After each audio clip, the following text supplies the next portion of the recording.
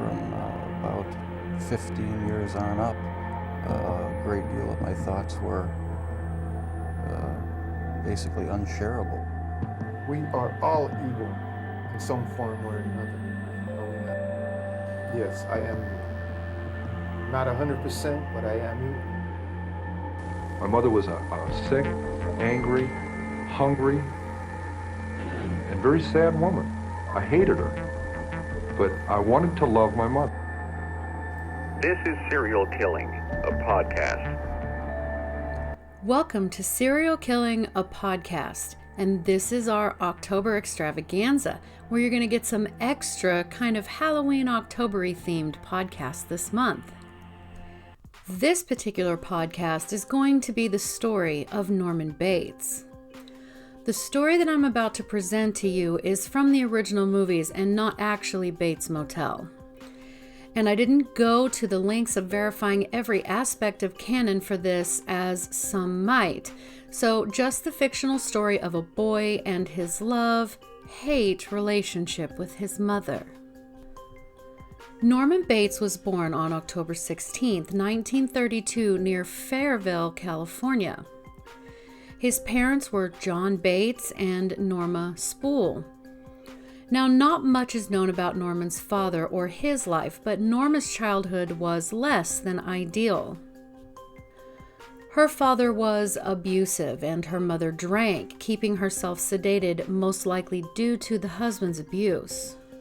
To try to cope with her surroundings and her situation, Norma began becoming kind of controlling and manipulative. She was also very religious and displayed severe paranoia. It was implied that Norma suffered from schizophrenia and narcissistic personality disorder. Now, Norman was extremely close to his mother from the beginning. She preached to him about the sins of the flesh from his very early years. She drilled into him that all women, apart from herself, of course, were whores. So Norman Bates lost his father at a very young age. Sources vary with regards to what happened to him. One says his father abandoned his wife and child when Norman was still an infant. Other sources say that Norma's sister, Emma, jealous that he had not chosen her over Norma, killed Mr. Bates, and still another source says that when Norman was 6 years old, his father was stung by many bees and he died. This same source also states that his face was so horribly disfigured that a handkerchief had to be wrapped around his head for the funeral. Regardless of how or why, Norman Bates was raised by his single mother from a very young age. Again, no siblings because this isn't Bates Motel. Norman and his mother lived alone, nearly completely, both socially and spatially, isolated from the rest of the world. They developed a very unhealthy and codependent relationship, quote, as if there is no one else in the world, unquote. They spent all of their time together, and as Norman got older, their disturbing relationship became incestuous. She would sexually arouse him purposefully, then order him to put on women's clothing and called him a girl. When Norman was a teenager, he and his mother became fully sexually active. Soon, Norma became pregnant and performed her own abortion.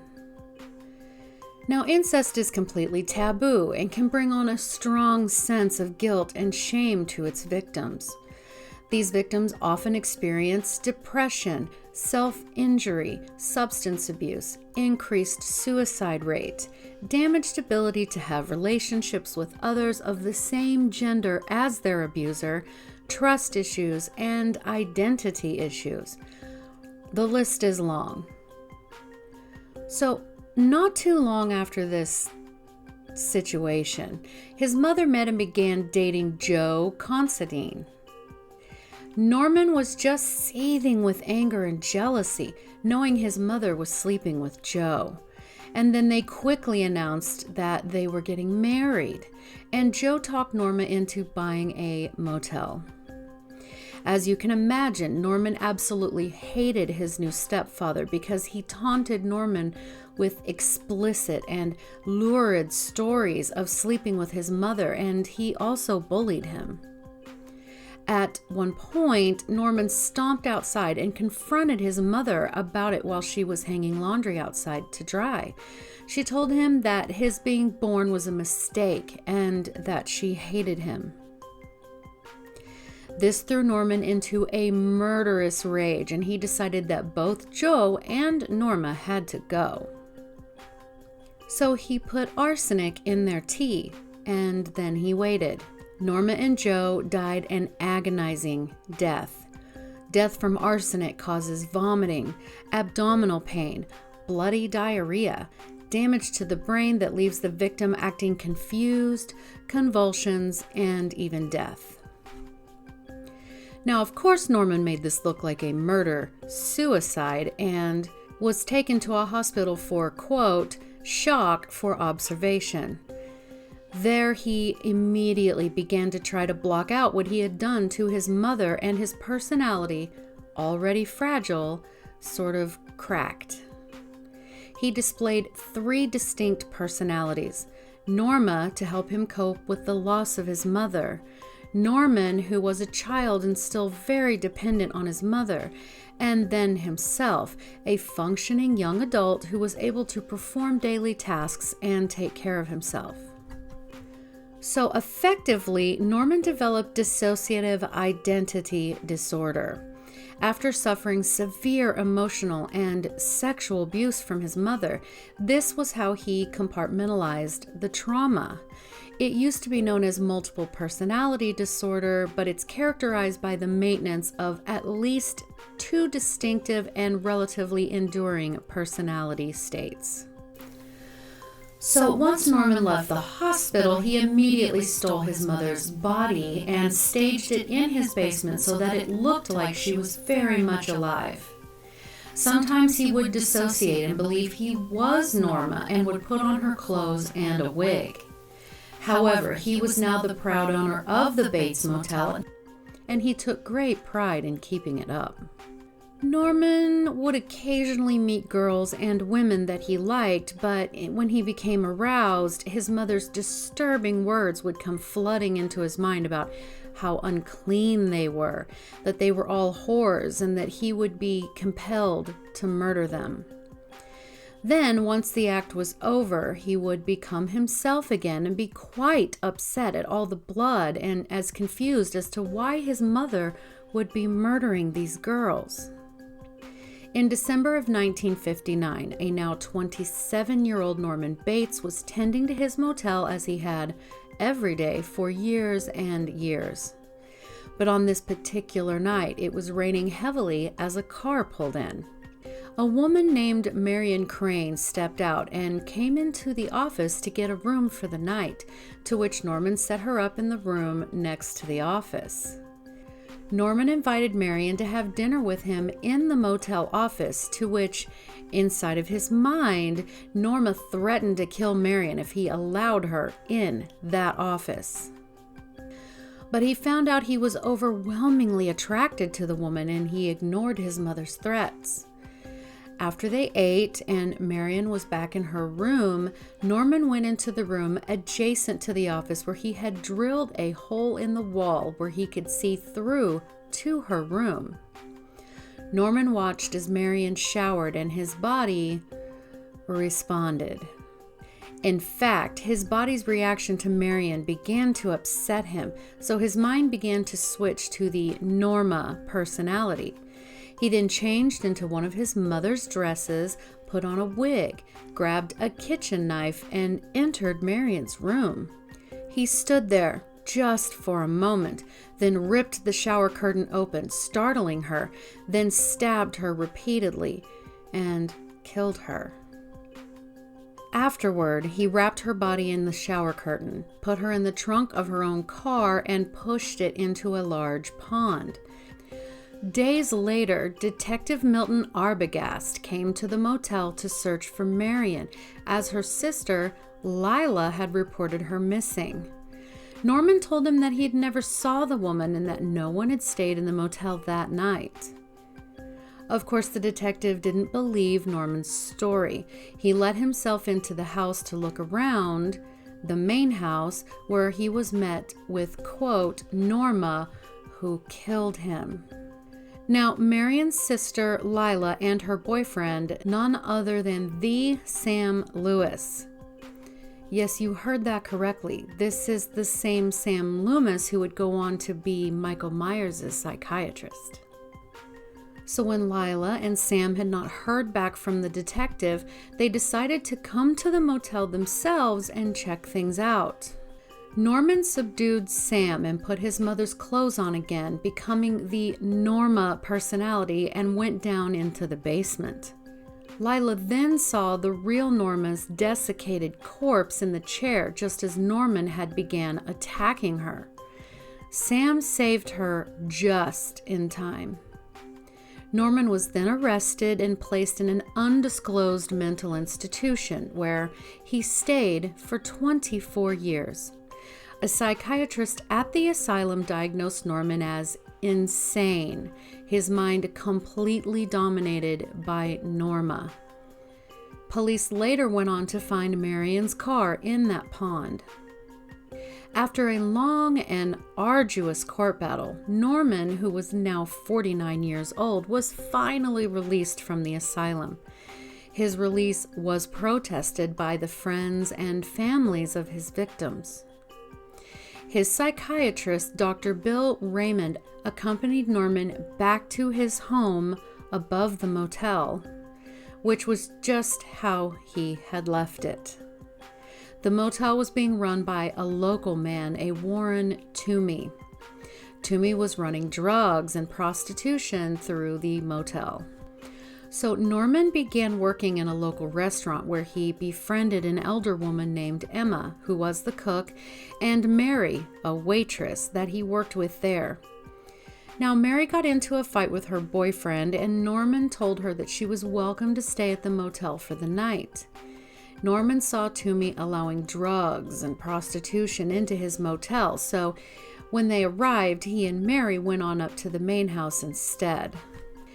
There, Norman began making Mary a sandwich, but became nervous when he saw the knife in the drawer.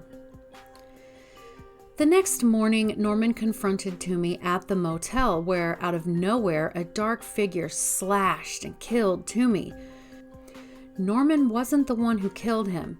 Mary's mother just happened to be Lila Loomis. You remember? Marion's sister? Mary's mother, Lila, is the one that killed him. Indeed, Sam and Lila had gone on to have Mary as their daughter. She also started calling Norman and pretending to be Norma. She had snuck into the house and furnished Norma's old room exactly as it had been, intentionally to drive Norman over the edge. But Lila was eventually murdered by another dark figure while in Norma's old clothing. Norman's psychiatrist reminded Norman that his mother was dead, even showing him her remains, and that Lila and Mary had been working together to try to get him recommitted. Now, believing that Norman was beginning to lose touch with reality again, Mary then put on Norma's old dress, intending to force Norman to face his fears. She began to sneak around the house, but was surprised by police coming into the house and was shot dead. By now, Norman was beginning to have auditory and visual hallucinations as well. Since Mary had been carrying the knife that had been a recent murder weapon, Norman was believed to be innocent. He was now alone in the house again. His boss and the cook of the restaurant he worked at, Emma, paid him a visit to the old house. As they chatted, she began to tell Norman that she was his actual biological mother. She explained that Norma was her sister who had raised him because Emma had been mentally unstable and institutionalized. It was at this point that Norman had heard all he cared to hear. He took a shovel and bludgeoned Emma in the head, killing her. He then took her body upstairs, he embalmed it, and created another, quote, mother idol to idolize and watch him take care of the motel from her window. Now that he had created another mother idol to watch him from the window upstairs, he resumed his duties at the motel and life went back to normal. Well, for him at least. A reporter named Tracy, who had been researching Norma's story, came across information that Norma's sister had actually been Norman's mother. She went to the hotel and began to interview Norman. Norman began to hear his mother's voice telling him to kill Tracy. He struggled to keep control over his own personality. Tracy then begins to tell Norman about how Emma and Norma, his mother and aunt, had this love triangle with his father, and when Norma had given birth to him, Emma had kidnapped infant Norman because she had convinced herself that he was her and John's baby. She was eventually found, arrested, and institutionalized, and Norman was given back to his real mother. Now having this breakthrough, he ran upstairs and destroyed the mummified corpse of Emma. Tracy, witnessing his breakdown, called the police and they arrested Norman. He was put back into the mental institution where he remained for the rest of his life. Or does he? A fourth and final film shows us that he's been released from the institution. He met and married Connie, who was herself a psychiatrist. Life was going pretty well when Connie told Norman she was pregnant. He began to panic, believing the child would inherit his mental illness, and decided once and for all that he needed complete closure. He was scared that he would go insane and kill his own child. He was also unsure that he even wanted to have a child, period. He called into a radio show and told the host that he was afraid that his mother would, quote, repossess him and that he would kill his wife, Connie. Norman took his wife to the old house and he did attempt to kill her, but she was able to talk him down, stating it was completely his choice to crack and become a murderer again. She told him that their child would not be a monster if they carefully raised the child with love and so on. So as he began to realize that he does have the freedom of choice, he drops the knife that he had been holding in his hand. He then burned the house down, almost not escaping the flames himself, and he and his wife left. Norman exclaimed, "I'm free!" Now, Murder Fam, we all know about Norman Bates, right? We know he's based off of Ed Gein, which I do have a podcast on. He is a beloved character in a television series, Bates Motel, which is no longer making new episodes, but I enjoyed it. But we must remember that this is a very sort of Hollywoodized picture of mental health and not entirely accurate. But it's a fun story nonetheless. Leave me a comment on the YouTube channel or a message on Instagram and let me know what you think. And most of all, happy October, and thank you so much for listening. I love you guys.